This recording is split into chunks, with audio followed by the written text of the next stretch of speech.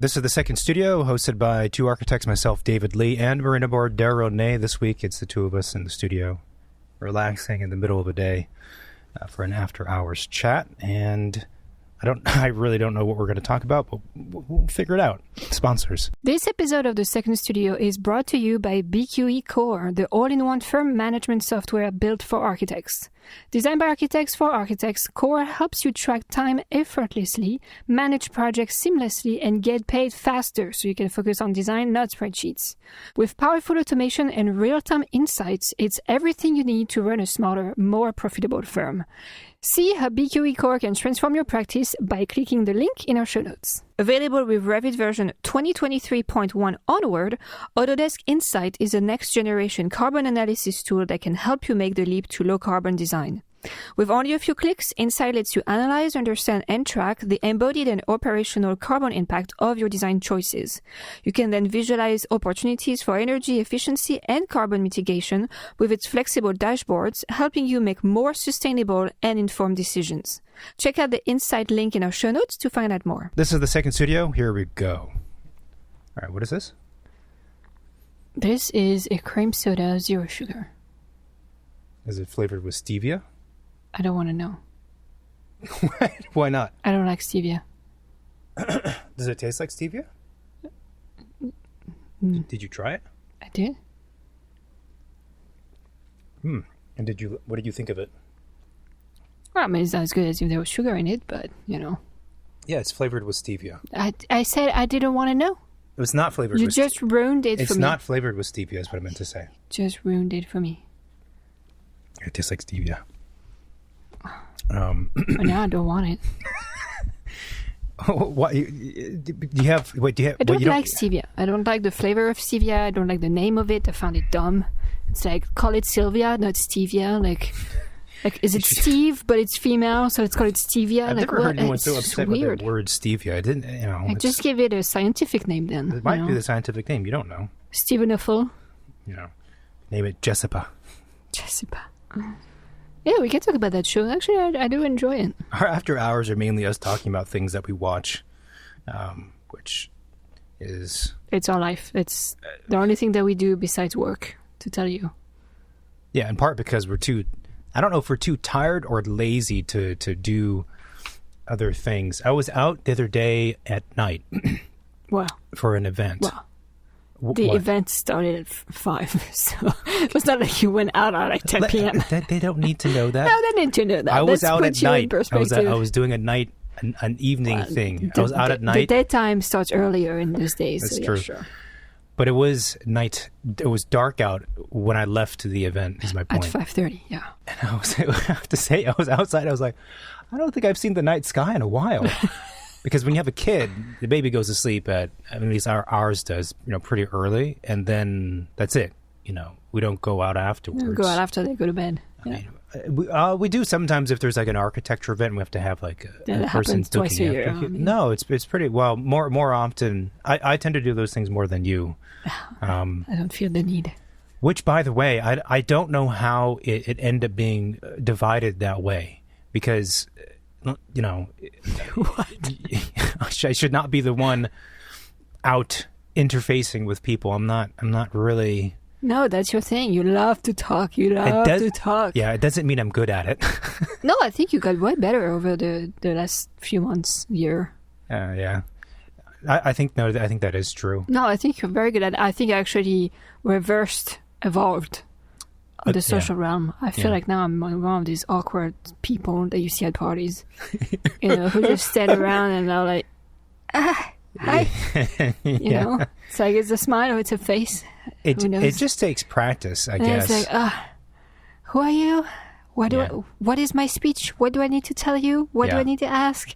Yeah. And then I'm tired because I had to think, But I do think, though, if it was reversed and the amount of time I've been out doing events or whatever, things like that, you had done the same amount at this point. You'd probably be... I mean, look, man, if you want to be the one in the computer drawing and figure out permit stuff and looking at interior design shit, go for it. Go for it. I don't think... I mean, we've talked. Were we talking about it on the show, or naturally became that with someone else? Were we talking the show or to someone else about the kind of division of labor and tasks? We had a potential client we met with a couple of weeks ago, and I think we did mention kind of like who does what. Yeah, it's an interesting thing because it's not clear cut in obvious ways, and there's definitely things at this point due to our inherent personalities and kind of innate differences, but also experience at this point where we do tackle different things. Anyway, yeah, I'm the one that tends to be out, but the amount of conversations I've had with prospective clients, people who don't know anything about our industry, over the last few months is much, much higher than it was before because of the fires. And the conversion rate for those interested is much lower because a lot of folks in those positions are still trying to figure out what they can do and should do and who to trust. And, it's a lot for them to take on. And it's allowed me to have a much better sense of, be able to predict what someone will be interested or need to know and how to phrase things. The struggle that I have is that it's just a lot of information that I would like to convey. That's probably the things I struggle with the most, which is why the podcast tends to be the ones with two of us is me rambling on. It's a lot of information to convey to somebody who's stepping into our world for the first time that I feel like they should know in order to make an informed decision about who to work with, whether or not to do the project at all. Is it feasible from a budgetary and schedule standpoint? All these things, and there's just so many factors that one has to consider. And most clients don't work with owners' reps, so they're on their own. And it's a difficult. It's probably one of the biggest challenges we have in our profession is there's so much to know. And you can't really expect the layperson to want to know all that stuff or to be able to learn all that stuff to make a good decision. Most of the other things people embark on are much more simpler and straightforward transactions, and they're not as long-lasting either. Like even when you buy a car, there's not, there's a set number of companies, the variables are far less, and then you have the car potential long-term, but you can sell the car or you're releasing the car. It's not the same kind of thing as what we do. And that was David going on for 2 minutes on his own. That's exactly why he's the one going out. I'm just waiting for you to interject. This is an after hour. I would love to stay true to the topic. We are, the series. We're fitting in this episode and not talk about work. Well, let's talk about Platonic. How is that beef jerky? Good. I'm realizing now it's probably not the thing that you get on a podcast. Why? Because it takes a long time to chew it. Beef jerky is one of those things that's kind of strange, huh? Why? Sirens. Let's see. Can I ever tell which one is fire truck, which one is the police? His ankles are crossed.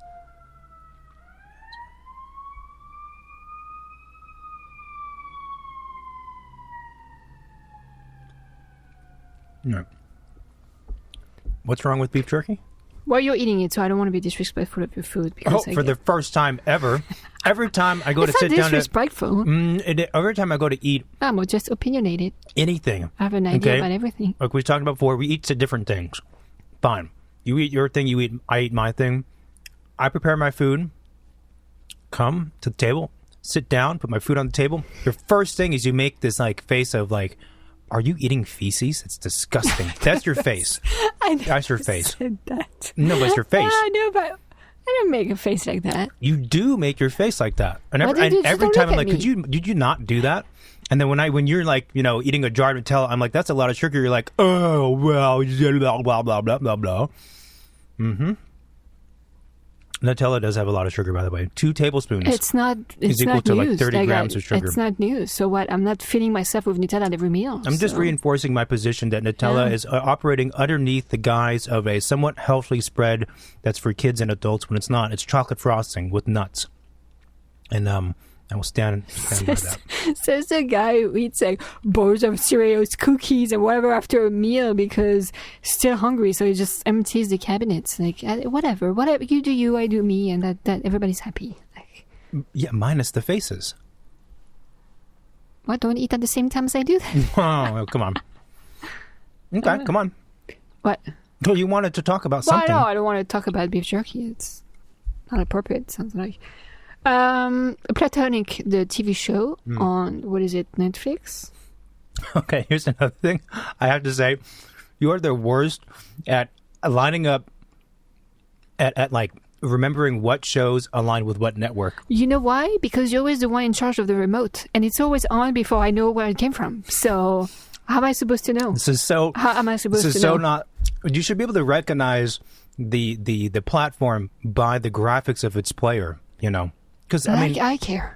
I care to memorize which player is from where. But we do the thing everyone does now, which is you browse for 45 minutes. Well, you do that. I don't. And then I know what I want to watch, or I don't watch anything. No. I But don't browse for 45 minutes because then I just want to go to bed. I'm just tired of browsing. But this is the same thing as when we're out. And there's a group of people, which is never now, and then everyone says, what should we do for food? And then everyone says, I could do anything. And you also say, you're like, oh, I'm good with anything. That's not true. That's not true.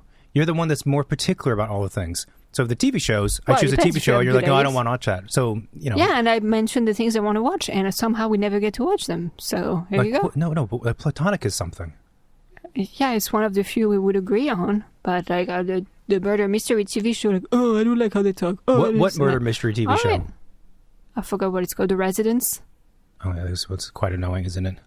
Yeah, so I watch it on my own time. I don't impose my stuff. I just watch it once whenever I have an evening on my own. Platonic is on Apple TV Plus. Okay, great. I really don't care what platform it's on. I'm just watching it. Well, it's just only because when we're trying to find stuff, you find good things on your phone, and then you're like, oh, we should watch that. It's not my fault that the browser is not giving me the truth about where it's on. You should install ChatGPT on your phone. I think that would be... I actually have it. I actually use it every day. On your phone? Yeah. You should use it when we're looking up things to watch. Yeah, I haven't had to do that because now there is a bunch of stuff to watch this fall. Well, yeah, that's true. But you are inaccurate when it comes to the networks. Yeah, I admit it, and I don't care to be accurate. All right, so Platonic, give us the lowdown. No, you talk about it. That's good. I enjoy it. It's simple. It's kind of like watching people's everyday life, but more interesting than my life. Mm-hmm. That's good. Mm-hmm. I like the cast. Okay. I like that it happens in LA. Mm-hmm. I actually feel like a lot more TV shows and movies are happening more often in LA nowadays than New York.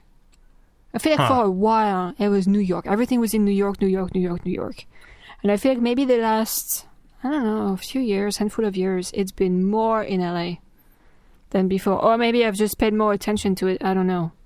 I could also be completely wrong.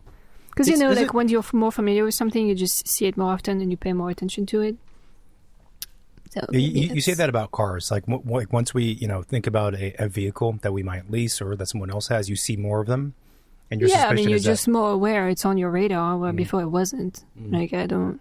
So maybe, TV shows and movies in LA was a thing of 20 years ago already. It's not a thing that's from 5 years ago. But, I enjoy it. Actually, the dynamic between the two actors is a good one. So, that's that. No spoilers. There's not much to spoil. I mean... What happens in the show? Not a whole lot. No. But she's pretty entertaining. Like, she's got like good expression because she's kind of like maybe you should give like just a general overview. No, go ahead. You're better at doing overviews. What? No, so people understand what the heck. You give me the overview. No, you give me the overview. I'm tired of talking. I did my stint of talking. God. It's about these friends from, I don't know, high school or whatever. They go way back. And, a man and a woman. But they have no attraction for each other. They're just purely great, close friends, best friends, right? And they reconnect after, I guess, he gets divorced. That's kind of how she gets back in touch with him. And it's just kind of like their everyday life and their romantic life and whatever. Mm-hmm. Yeah. What? You see, that's why I don't give overview, because it's not good enough. But who's in it? Who's in it? Seth Rogen. Okay. And Rose Byrne. Yeah. I think it's B.Y. Who, by the way, I found out was Australian. Yeah. Which is weird because I thought the way she, and I told you that, I thought the way she was speaking was more of like, kind of like a snobby British way. No, not British at all. But like she had more of a snobby flair to her tone. Oh, so an American accent with a snobby flair. Yeah. And Really? then when you mentioned she was Australian, I was like, huh. And now I pay very close attention. Like my ears are very, sharp and listening when she talks. I'm like, how did I miss that?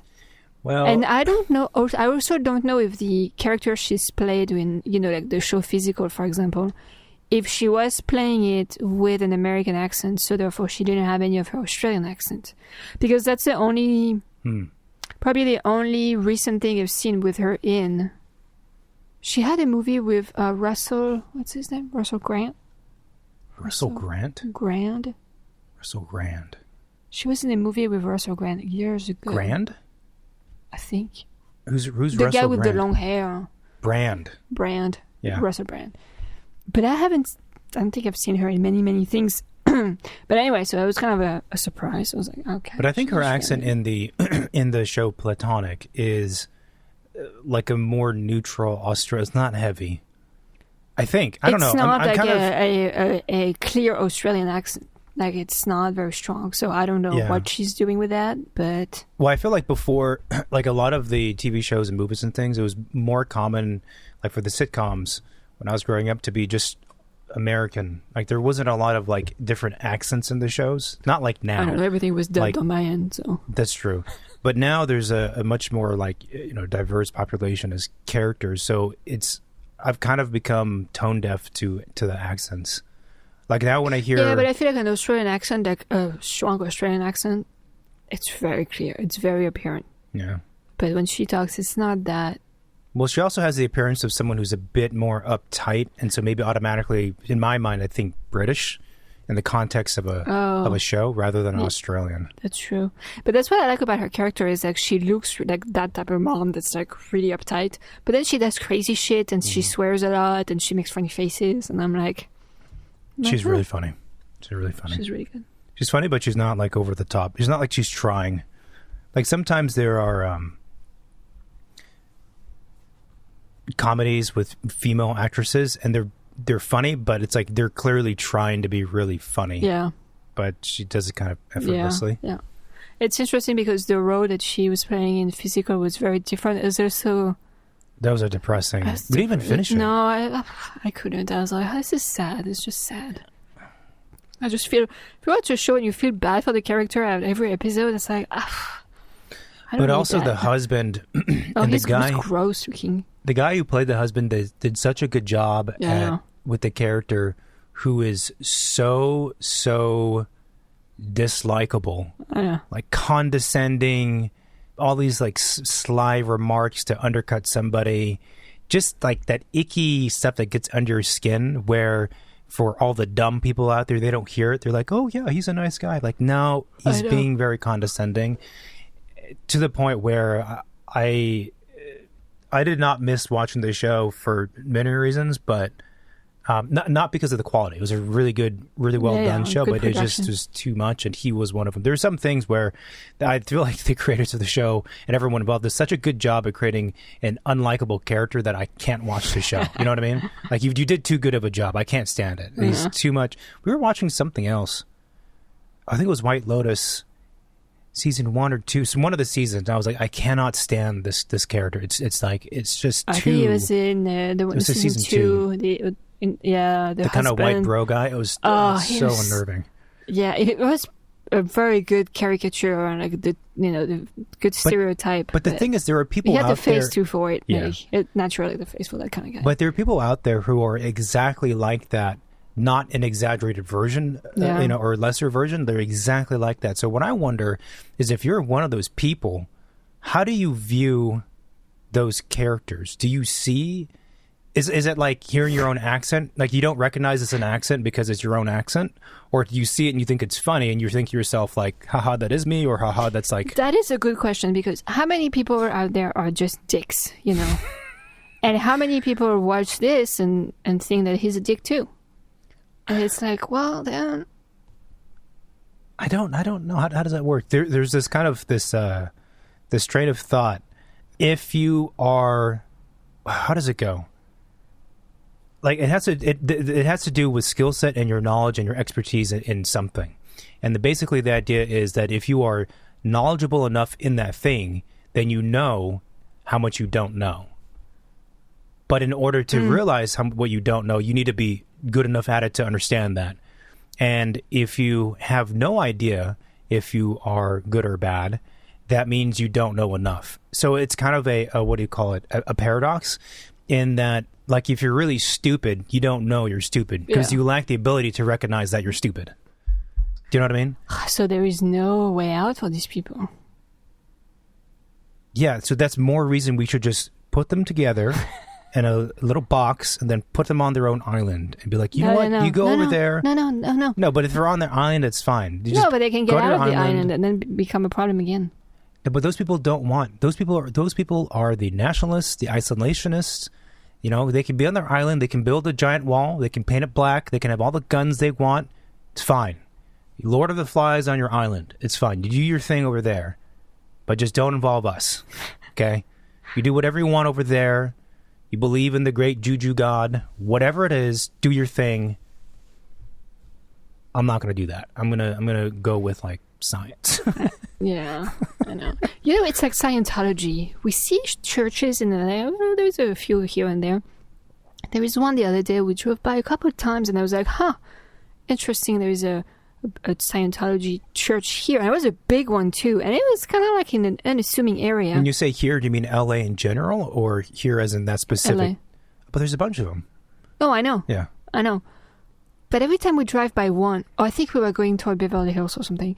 That it was last weekend. We drove by it, and I was like looking around, and you see like little houses, little like 2-story, apartment building. You and I could be living in or whatever. Mm-hmm. And I look at that, and I'm like, so who goes there? Like out of like all the people I see in the street, like which of you goes to that Scientology church? It's probably not a high percentage, but it's definitely raw number-wise pretty large, obviously. They're quite successful. I know, there's just things I don't really understand. Like, I don't know, do these people live underground and they never, like, they don't mingle? Or do they look like you and I? And do they look? And they look like Tom Cruise. That's what they look like. Wow. Who apparently is kind of like the czar or the king or the, whatever in that space. Oh, really? Yeah. Oh, yeah, for sure. He's like number 2, Who's number 1? I don't know. The guy who created Scientology. Yeah, no, but he's like the chosen one within so that space. So they use him for marketing brochures? I don't know what they use him for, but I think from what I understand, he just gets whatever he wants. Join me. It's, look, to each their own, but, obviously, clearly, you don't buy into things like that unless you were brainwashed as a child, where your brain, where you were developing, and you don't understand, when you're learning, you don't understand the rules, you don't understand gravity, you don't understand all these things, and then this is like embedded into your mind from a young age, and now that becomes part of your thinking because you were brainwashed into it, or you are, like I said, ignorant to the point where you don't understand that you're ignorant. You don't understand the difference between science and faith, or you're willfully ignorant for a variety of reasons. It's actually pretty easy to, let's say, brainwash a child, tell them, stories about things, have them believe the stories. And then if you are raised and grow up and evolved in a small bubble, like, I don't know, you don't use internet, you don't have social media, your close circle of people you hang out and family all believe in the same stories, there is nothing really that can teach you that there is another way to think, right? No. That's kind of... The weird thing is that happens in places like here, for example, where people who think differently could be driving next to you on the road. Like, it's not like there is an ocean between how your group of people is thinking and how another group of people is thinking. Right. And it's just kind of like crazy to think that people could just live the everyday life surrounded by people who think a different way and have no idea that it's a possibility. But couldn't you say that when people are experiencing most of their community in their vehicles, that is basically an ocean from one car to the next. Oh, yeah. I mean, yeah. Right? Yeah. Oh, wow. So poetic. No, but it's true. It's an ocean. Getting on the freeways, like crossing the ocean. No, it is true. I mean, but that's... You basically have there's no chances of like little connectors connecting to other things, right? Like the connection is not even existing. Yeah. Which is crazy. But see, I actually think... Like you're living in isolation, even though you're going out and about and you're doing the same thing that everybody around you is doing. Yeah. Right? I agree with that. And this is my larger belief. That it's the same exact thing, what you described. It's the same thing in our digital lives and our physical lives in a lot of places. So in areas like Los Angeles, in contrast to places like New York or Paris or urban areas where you can actually walk, in places like Los Angeles, you have your destinations from point A to point B, right? And that's all you do.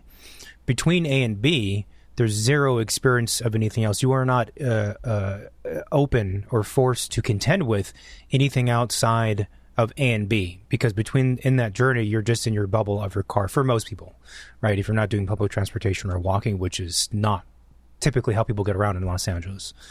And your experience of life and community and your view is strictly defined by a pre-ideated, premeditated set of events and experiences that you've determined.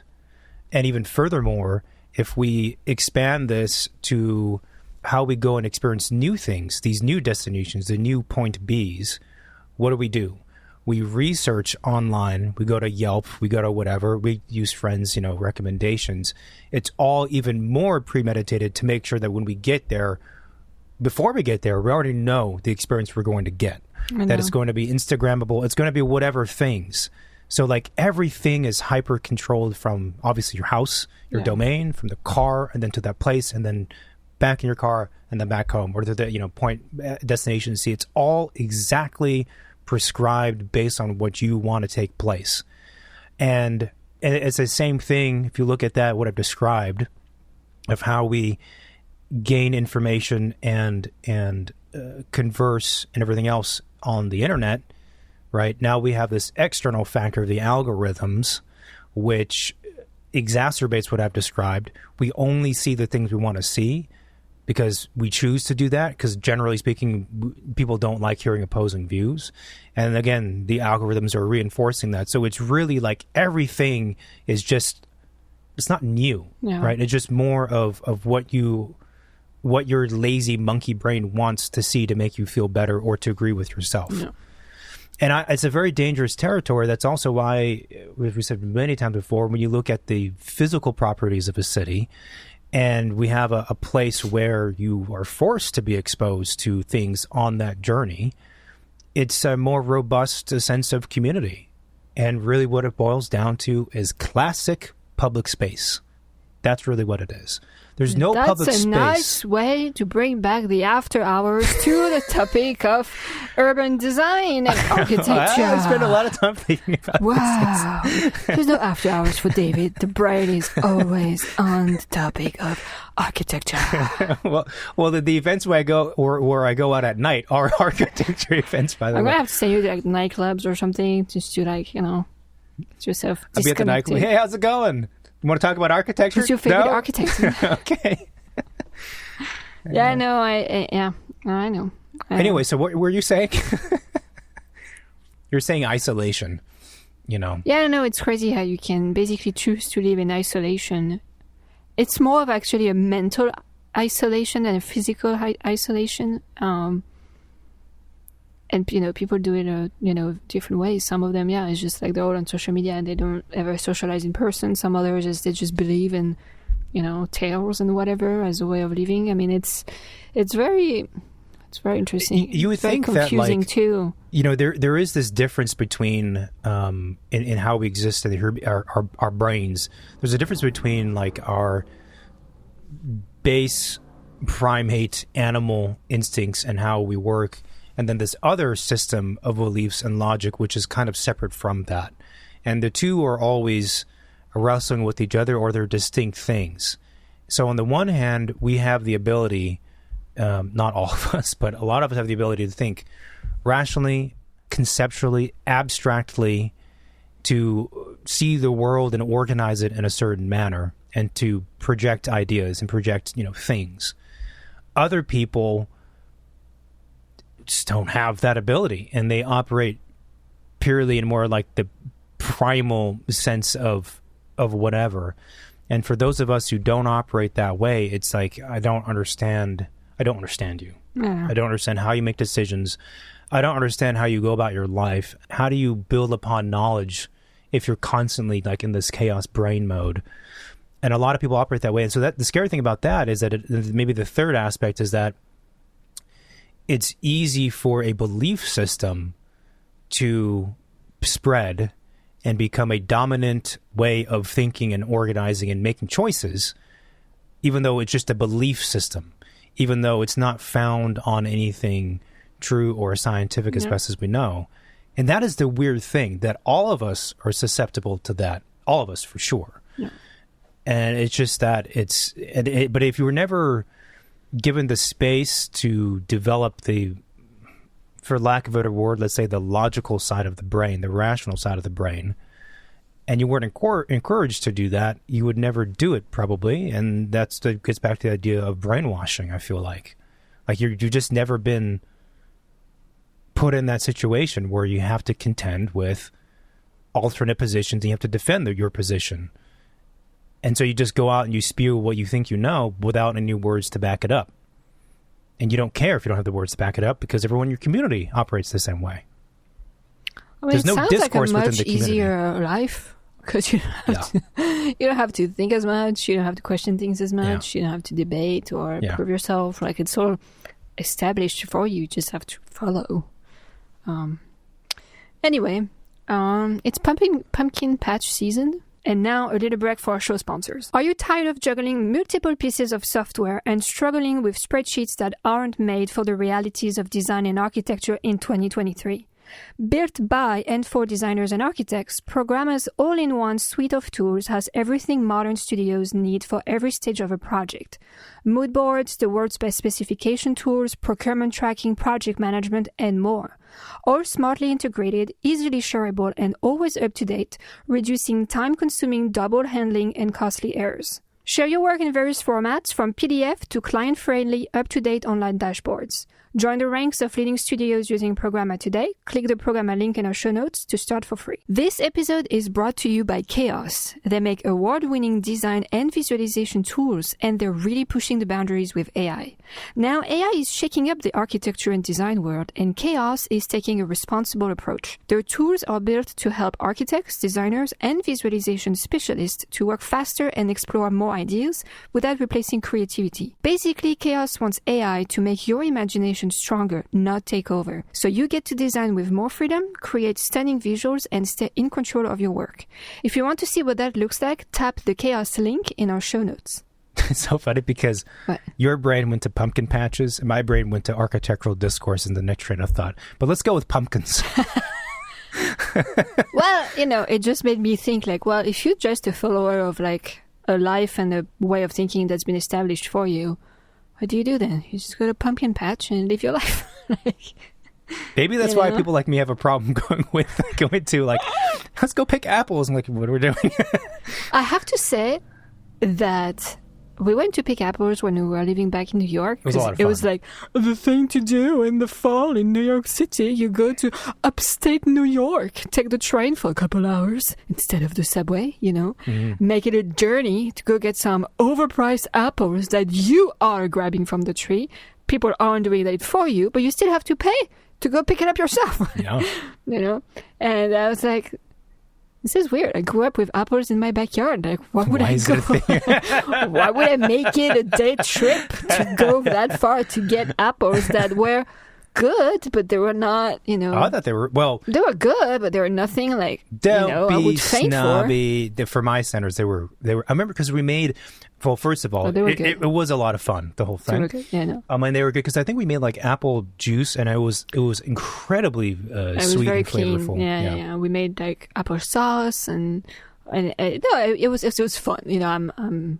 It's funny because the most banal thing in one place could become an event in another one. And I think that's also a very American spirit thing to do, is you take the most basic thing turning into an attraction. Yeah, I mean, the commercialization. But I had the same thought today, actually, when we were walking around, and there's this, I don't know what you call it, an exercise. It's a store. No, it's not a store.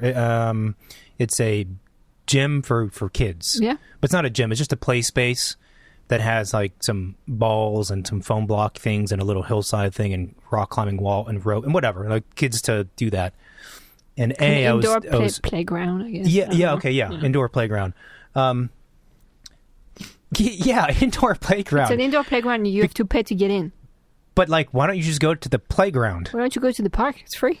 So, well, I guess they have different play things inside versus outside. Okay, fine. Hardly though. Well, first of all, but the thing is, the indoor one was trying to look like an outdoor one. So they had AstroTurf and like fake gravel, whatever. And I'm like, I think they had trees on the wall. And I'm like, I was intrigued by the place because it had an interesting name and an interesting graphic. Of course, I'm seduced by just how things look. Yeah. And so I was also intrigued because it's like, okay, I understand roughly the premise of this, but what goes on inside here in order for this to be a proper business model where you as a business would be successful and then customers would think like, yeah, I need this for my kid, as opposed to the park, to the playground, to something also more specific, like, okay, we're going to do soccer or we are going to do rock climbing or something specific. And go inside, and this is kind of like in a wealthy area in Los Angeles. Pretty disappointed, first of all, by the design of the space and the amount of money they put into it. I mean, it was a room. The walls were white. I mean, you didn't bother to paint the walls some kind of interesting color. And there was like a handful of foam blocks. And they spent more on the shoe cubby millwork, which is made out of plywood, than they did anything else. I'm like, so... It was kind of like a front of house. Yeah. Let's say, I guess, front of house. Front desk, yeah. Like front desk, little table with some merch and whatever. As you enter, then they have a little gate for, kids to go in. And that first area you land in when you open was actually way more designed than the play area, like you mentioned. Yeah. The lighting was just like... It was bad lighting. Like down lights from like a warehouse. It's like, oh, God, like put some like cute little lights on the wall, like make it fun or whatever. This is like basic bitch design. Like, I'm sorry. So drop them a business card. Maybe we should. Yeah, it was super... I mean, it was a super busy street with lots of kids outside. And I'm like... There's not that many people inside, and I feel like you could, job. I don't know, have like a cotton candy booth, like make it like an event, especially on the weekend, like do something fun, try to attract people, and then you open the door and it smells like feet because everybody has to take off their shoes because parents go in with their kids, right? Because the kids, more or less are walking, so everybody has to take off their shoes. It smells like feet in there. I'm like, put some air purifier, have some candles burning or something. Like this is like, you haven't spent much time in like gyms. I don't mean like typical workout gyms, but I mean like gymnastic gyms or like wrestling. I don't know why you go to a wrestling gym. Yeah, no, I don't really wrestle. It smells like feet and sweat. So, yeah, I mean, I've been to like workout places for adults, and it does smell if it's the type of places that they don't care. And there is the nicer ones where it smells good, no matter what you're doing in there. So I grew up being around gymnastics gyms pretty often, and they smell like feet. Yeah, but it's not, it's not everybody who grew up around that smell. That's true. So for the average human, it smells like feet. Okay? It is. So put some cotton candy in there so it smells like sugar. Sugar and feet. But so it was kind of... I'm like, what? So I have to pay for my kid to get in it's here? Weird. To play in a space that's like worse than my living room. But there's a bunch of parks around that offer just as much. Yeah, so I'm like... unless you live in a studio apartment with your kid and you have no room, why would you go there? But there's still parks with play areas that are free, that are more developed and have more things for kids to do than what's inside of that space. I guess some of those places they have like classes or whatever where all the kids sit down and they, do whatever, play with triangles and this and that. You're fine, but you're right. It did seem weird. Perverse because it's like, okay, we've taken the stuff that's already out. And by the way, obviously we're in a city, so the city, we don't have big like nature parks, but it felt weird because it's like, or if you lived in a more natural setting, you have not a manicured park, but you just have like actual nature. Just go play in nature. It would be the same thing as being in here, except for there's rocks. But like, you know, like it's we've had to construct.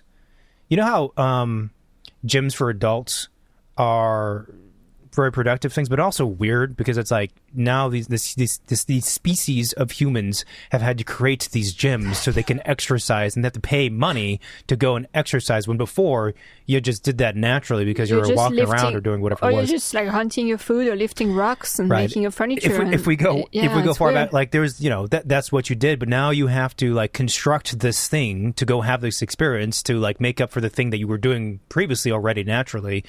But the kid gym, I guess, was like 10x that. It's like, this is weird. Like, I don't know if this is necessary, especially because again, it was sparse. It was like they didn't have a lot of stuff in there. It's pretty strange thing. But yeah, pumpkin patch. So I don't actually think we've been once to a pumpkin. Yeah. Well, we've been once to a pumpkin patch where there's adults with adults. So I guess the those are the same people who went to the apple picking thing. Yeah, they're very much on like those types of things, which was fun because you know, like growing up, again, we would grow pumpkin in our backyard, and Halloween was not really a thing. So Halloween was not a thing. It's an American thing. But you guys dressed up for Halloween? We did when I was like maybe 14 years old. That was our first Halloween. Like nobody ever did Halloween before that. What? Yeah, it was not a thing in France growing up. So, like, when you were 8 or 9 or 10, or you didn't wear costumes? No, it was Easter egg hunt and Christmas. There's no Thanksgiving. There is no Halloween. But so on October 31st, nothing happens in France. There's no like more orange, perhaps, just generally around. No, the whole like pumpkin, oranges, cinnamon thing, like same thing. Like that's an American thing. Interesting. Like, I don't know, you eat more squash during the fall, but that's it. But that's only because that happens to be more the season for squash. Yeah, and I think we tried to make a pumpkin pie when we were doing like the first Halloween or whatever. We got a pumpkin, we baked it, we made it, we ate it, we all looked at each other, we're like, oh, what is that? You didn't do it right? Because pumpkin, we eat it savory in France. We don't eat it sweet. So it was like, oh, this is weird. That you take a vegetable or whatever you call it here, and you turn it sweet, and it's like, doesn't feel right. So, what was the pumpkin pie not good, or? No, it was fine, but it did not taste good to us because we're not used to eat the pumpkin as a sweet. But what, is it because you made it wrong? No. So if you have pumpkin pie today, it's like if I was telling you we make a green bean I don't know, a green bean cheesecake, you know. And in my culture, it's amazing, and here you'd be like, this is weird. Well, we live, you know, L.A., New York, San Francisco. I'm pretty used to weird shit. You know, Salt and Straw has like really set the standard for, you know, what is it? Blue cheese ice cream. Like this is like blue cheese ice cream compared to that. Everything else is normal.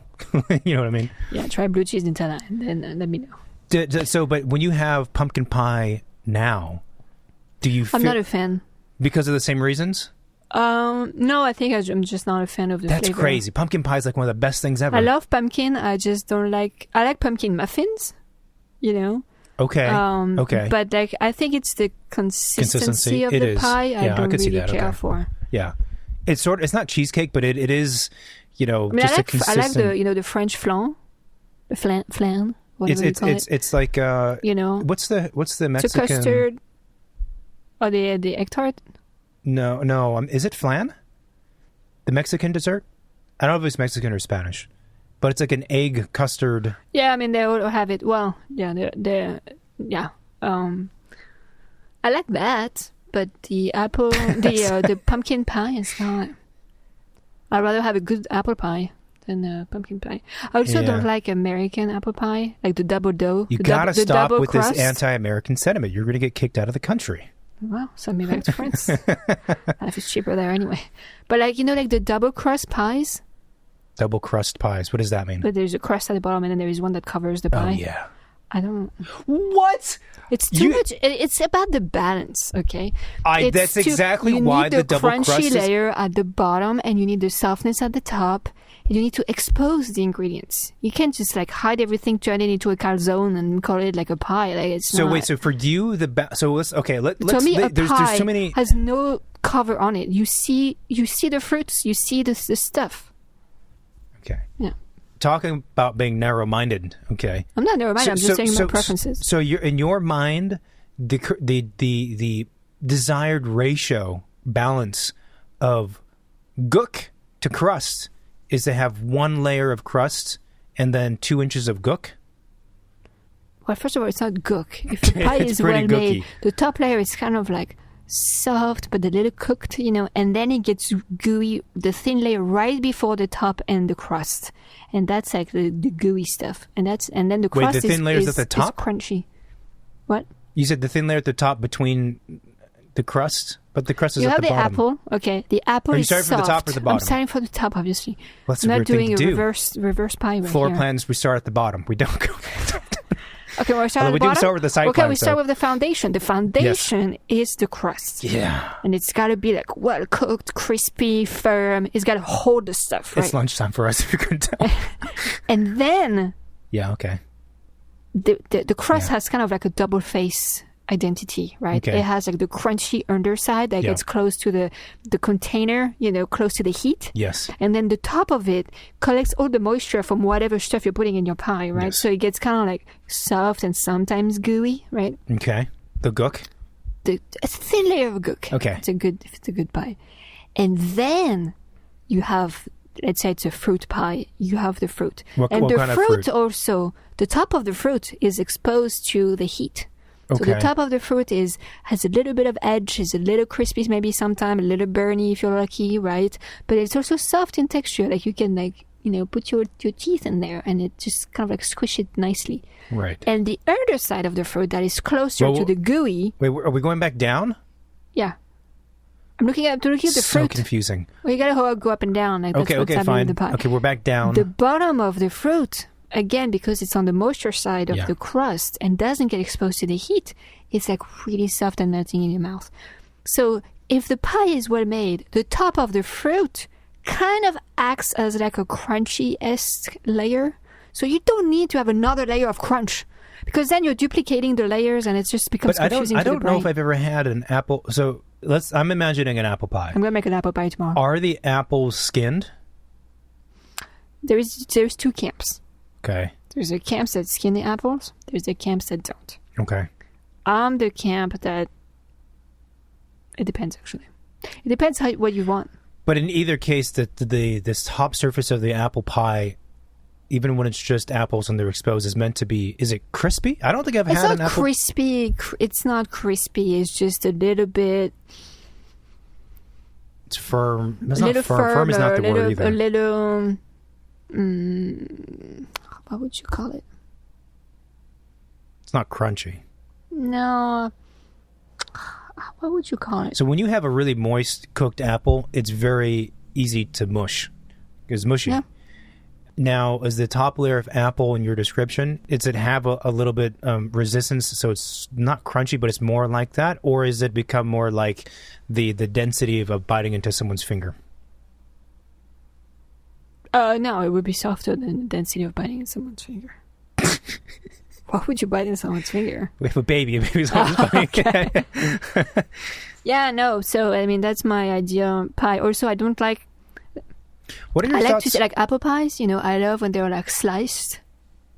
And you see the pattern. As opposed to what? As opposed to the double crust one, where people just dice the apples, throw it in, cover it up, and that's it. Like, it's like, no, there is a pattern. There is like love that goes into it. There is the method, top being, like some kind. Okay, I see what you're saying. Thinly sliced apples at the top that are, some kind of array, some kind of spiral. Arranged in a way, yeah. The ray Methodical. Command was employed. Oh yeah. That's why I used the word array. Array. Does that word exist outside of drafting? Does array? It mean something? Yeah. I don't know. Or is it just like one of those I drop? You say I dropped. Boolean, massing. I don't know. And to be honest, this whole thing of like architects use words others don't know. I'm like, yeah, so what? Get the fuck over it. Your doctor uses words that you don't know either. Deal with it. We talk this way because there's an expertise involved. So, trust us. Stop complaining.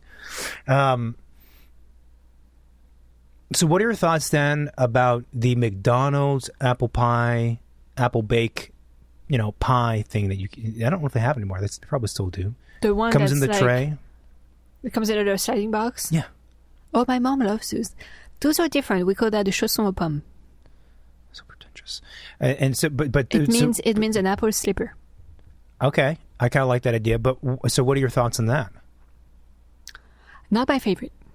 Okay. At least you're consistent. Not my favorite. Again, too much dough. I'm more of an open face pie than like a closed face pie. So if the top of the open face pie is how you described, I can more understand all of what you said, and your liking of it. But still, but French pies could also be different. If you go to like a bakery and you get a pie, yeah, they usually have a tendency of putting I guess it's called jelly, but it's not like Jello. Okay. Like a pâtisserie, like a boulangerie type of jelly, and it just kind of like makes the top of the pie. By the way, those words did not help in me understanding what kind of jelly this is. Oh, like an adjective saying a boulangerie is a store, isn't it? It's a bread shop. Okay, so it's bread shop jelly. It doesn't mean anything to me. Okay, well, it's a clear jelly that is used on pastries in France that you see a lot. Okay. And a lot of the times you see it used on either like the mini pies or the big size pies. Is that why they look glossy? Yes, that's why they put to kind of like on big pies, kind of like keep everything together, but also make it look nice and shiny and glossy and kind of like perfect surfaced. Yeah. So you would see that a lot on. But that jelly is not a jelly texture. It's made with gelatin. Right. Gelatin. But it's not like there's a layer pork. of jam on top. No. Like a 1/4-inch layer of jam. No, it's not jam. It's just clear. Right. It's gelatin. like saran wrap. In that it's meant to like cover everything or and like makes it a kind of lacquer layer. Right, more like edible. a lacquer. Right. Yes. A food lacquer. Yes, sure. Okay. Yes. I don't know what we're talking about.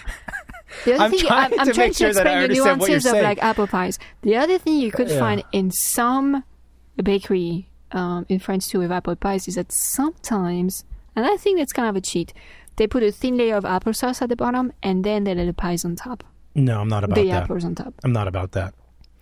But it's, to me, it's about the ratio of the moisture and the goo, and like that's kind of a layer of goo that maybe was not necessary, like. I fall into the camp of the preferred and the ideal ratio or the balance is the double crust. Oh God! Because here's the thing too. Let's say for a person, the I don't know what you call it. You call it a double crust?